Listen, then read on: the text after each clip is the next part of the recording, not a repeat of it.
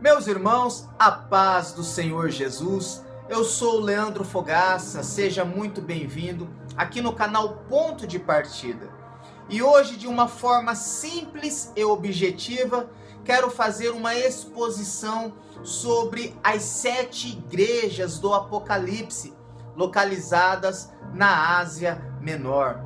As cartas que o apóstolo João, o último apóstolo vivo do nosso Senhor e Salvador Jesus Cristo, aquele que foi lançado em um tacho de óleo quente e o óleo não o matou. Esse mesmo que era conhecido por ser o discípulo amado do Senhor Jesus, aquele que esteve próximo na hora da crucificação. Esse, no finalzinho do seu ministério, foi exilado na ilha de Patmos pelo imperador Domiciano. Esse imperador enviava os prisioneiros e aqueles condenados à prisão perpétua para esta ilha, a ilha de Patmos. E lá, neste local, onde estava sido condenado para morrer, que ele tem uma das mais belas, e por que não dizer a mais bela revelação de toda a Bíblia Sagrada, a revelação do Apocalipse. Na verdade, o Apocalipse já se iniciou assim que o Senhor Jesus ascende aos céus. Quando o Senhor Jesus deixa essa terra e se eleva aos céus, inicia-se o fim dos tempos.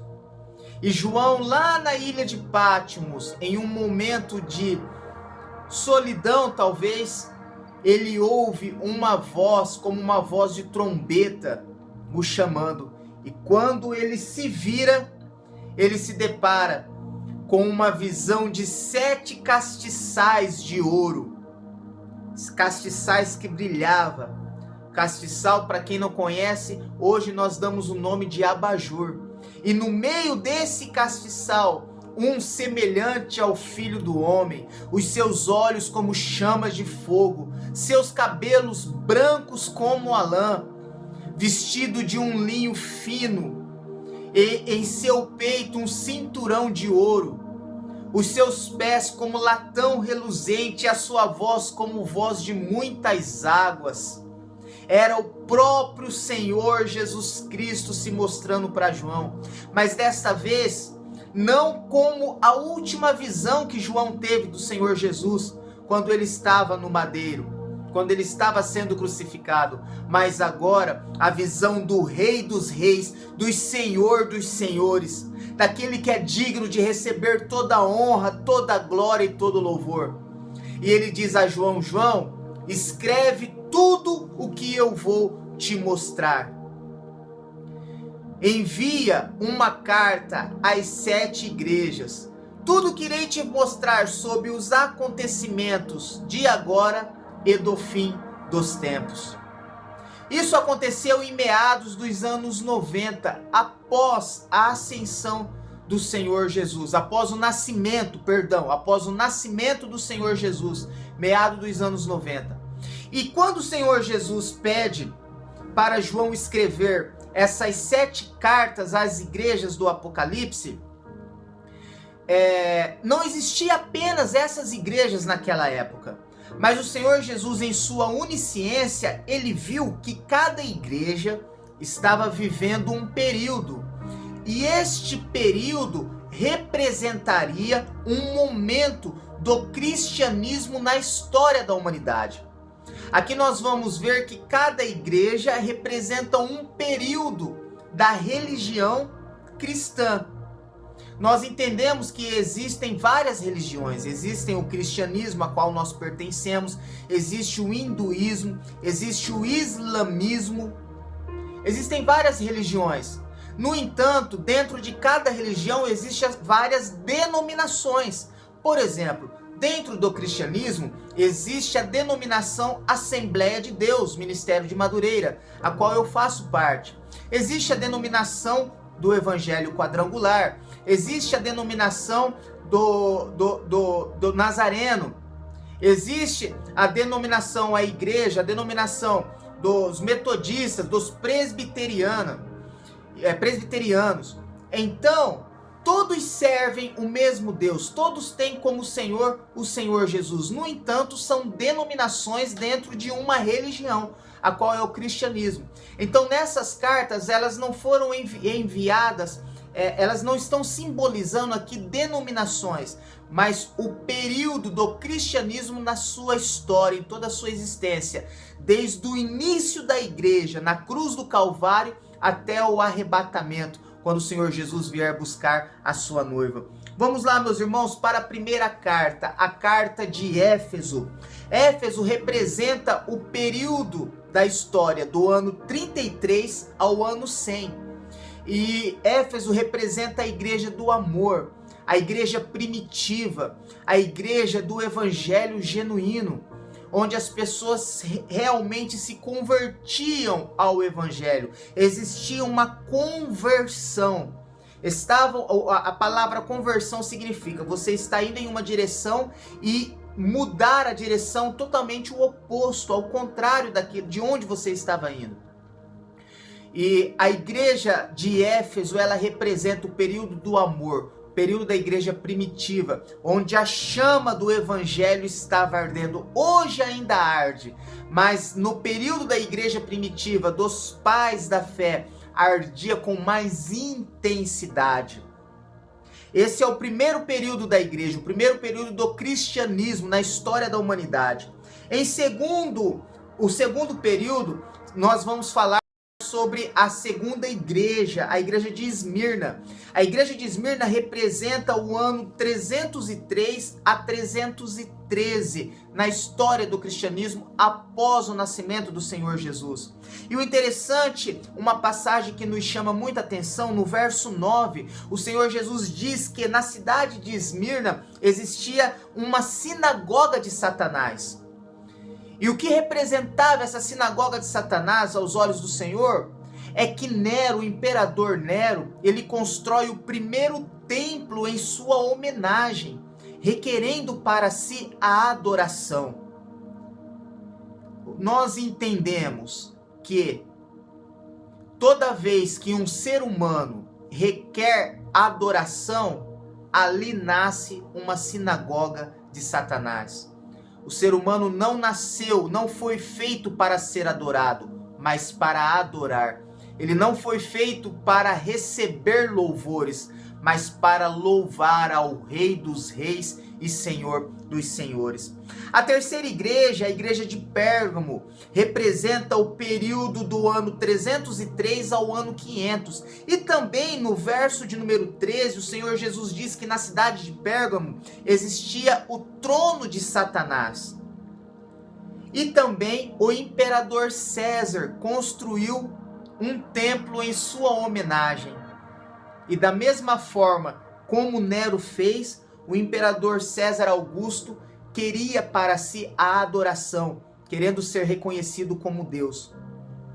E interessante que nessa mesma igreja existia, e o Senhor Jesus cita o nome dele, um dos mártires da fé, que foi Antipas. Antipas foi discípulo de João, pastor na igreja de Pérgamo.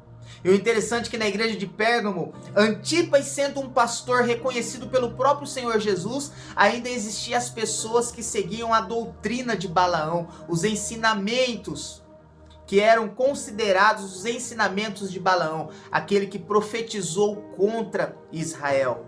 Antipas sendo um servo fiel, um dos mártires da fé, um dos pais da fé, mas teve a sua morte em um touro de bronze. Para quem não conhece, o touro de bronze era um touro feito de bronze, a qual se colocava uma fogueira embaixo desse touro e colocava-se a pessoa viva dentro dele. Um dos modos de tortura da época. E quando essa pessoa começava a gritar, quem estava ao lado começava a aplaudir, dizendo que o touro estava rugindo. E Antipas, um dos mártires e pai da fé, foi morto desta maneira. Em quarto lugar, temos a igreja de Tiatira, que foi do ano 538 a 1517. Meus irmãos, em alguns momentos nós pensamos que a nossa vida é difícil, que nós sofremos por causa do evangelho. Mas aqueles que foram responsáveis para o evangelho chegar até a data de hoje é que realmente sofreram em prol da obra do Senhor Jesus. O que nós passamos não é nada, em vista do que os heróis, os pais da fé sofreram para que o evangelho fosse propagado para todas as nações. Como eu disse, em quarto lugar, a igreja de Tiatira, do ano 538 ao ano 1517, que foi o início da igreja romana dentro do cristianismo. Nesse período, inicia-se toda a história da igreja romana dentro da religião cristã. Em quinto lugar, temos a igreja de Sardes, que foi do ano 1517 ao ano 1798. Temos todo o período da Idade Média, o período da Inquisição, o período da obscuridade, ao qual eles praticavam diversas atrocidades em nome da igreja. Buscavam o lucro para si só, a época das indulgências, a qual vendiam perdão de pecado para arrecadar o lucro para si. E em sexto lugar, nós vemos a igreja de Filadélfia, que foi do ano de 1798 ao ano de 1844. Nesse período nós temos a Reforma Protestante, a qual Martinho Lutero deu início à reforma que nós pertencemos hoje, somos conhecidos como os protestantes. E nesse período nós temos o início da igreja de Filadélfia. E para encerrar, a partir do ano de 1845 até o ano de 2022, nós temos o período da igreja de Laodiceia. Laodiceia é o momento do cristianismo na história da humanidade a qual nós vivemos hoje. É conhecido como a igreja morna. A igreja que o Senhor Jesus diz que estava quase a ponto de vomitar. Depois você lê todas as cartas, lê a carta da igreja de Laodiceia e faz uma autoanálise do que nós estamos vivendo hoje. Mas como foi na igreja de Laodiceia, tem aqueles que permanecem fiel à palavra, fiel ao evangelho, fiel aos princípios bíblicos que o Senhor Jesus deixou para nós. E o interessante é que em todas as cartas o Senhor Jesus inicia primeiro dizendo: João, ao anjo da igreja escreve. E nós entendemos que quando João ele olha e vê o Senhor Jesus andando no meio dos castiçais, os castiçais representam a igreja. Na mão direita do Senhor Jesus, João viu 7 estrelas. E aqui no finalzinho do capítulo, no início do capítulo 2, no finalzinho do capítulo 1, o Senhor Jesus diz um mistério, que essas 7 igrejas simboliza o anjo da igreja. E o anjo da igreja é o pastor, aquele que está responsável para trazer o alimento e conduzir o rebanho até o reino dos céus. Em todas as cartas nós vemos, primeiro, o Senhor Jesus dizendo: ao anjo da igreja escreve. O Senhor Jesus sempre direcionando primeiro ao pastor da igreja. E no decorrer da carta, nós vemos primeiro um elogio. O Senhor Jesus elogiando a conduta daquela igreja. Logo após o elogio, uma exortação, dizendo que precisa ser mudado. E após a exortação, uma recompensa. O que eles receberão se serem obedientes à exortação que o Senhor Jesus está entregando. E em todas as cartas ele termina: ao que vencer. Em uma das cartas ele diz: ao que vencer irá vestir as vestes brancas, que as vestes brancas é o símbolo da redenção, o símbolo do corpo incorruptível, o símbolo da remissão, do perdão dos pecados, o símbolo de uma nova criatura, o símbolo da pureza, o símbolo da noiva do Cordeiro. Em outra carta ele diz que receberá um nome escrito em uma pedra que será colocada em nossa testa. Em uma outra carta ele diz que aquele que vencer será digno de ser sentado no trono com o Senhor Jesus, assim como ele sentou no trono com o Pai. Meu irmão, todas as cartas o Senhor Jesus diz, ao que vencer. Mas ao que vencer o quê?